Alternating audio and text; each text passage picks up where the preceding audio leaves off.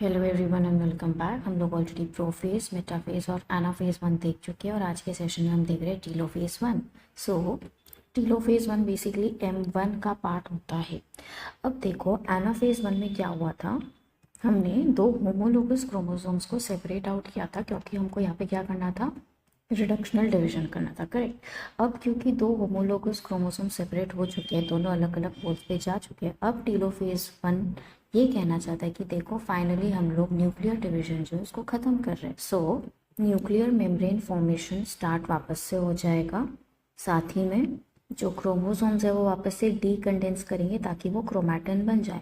हम लोगों को ये बहुत अच्छे तरीके से पता है कि क्रोमैटिन कंडेंस होकर क्रोमोसोम सिर्फ तभी बनता है जब क्या हो रहा है, तब सेल डिवीजन हो रहा है, जब न्यूक्लियर डिवीजन हो रहा है। और अब न्यूक्लियर डिवीजन ख़त्म होने आ गया है, तो हम ये कह सकते हैं जो हमारा टीलोफेज है वो कम्प्लीटली प्रोफेज के अपोजिट है, क्योंकि प्रोफेज में न्यूक्लियर मेम्ब्रेन गायब होना स्टार्ट हो रही थी, जबकि यहाँ पे न्यूक्लियर मेम्ब्रेन वापस से रीफॉर्म हो रही है। उसके अलावा टीलोफेज में जो क्रोमैटिन थे वो कंडेंस होकर क्रोमोसोम बन रहे थे, लेकिन यहाँ पे जो क्रोमोसोम है वो डीकंडेंस होकर वापस से क्रोमैटिन नेटवर्क बन रहे हैं। सो with this I hope telophase 1 is clear for you guys.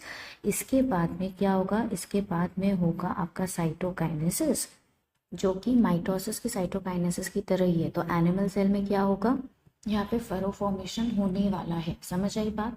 लेकिन अगर हम प्लांट सेल की बात करें, so basically there is no furrow formation, क्योंकि बीच में सेल प्लेट रहेगी और सेल प्लेट से एक नया सेल वॉल बन जाएगा। So with this I hope complete M phase जो है M1 जो है वो क्लियर है आपके लिए। Let's meet soon in the next session.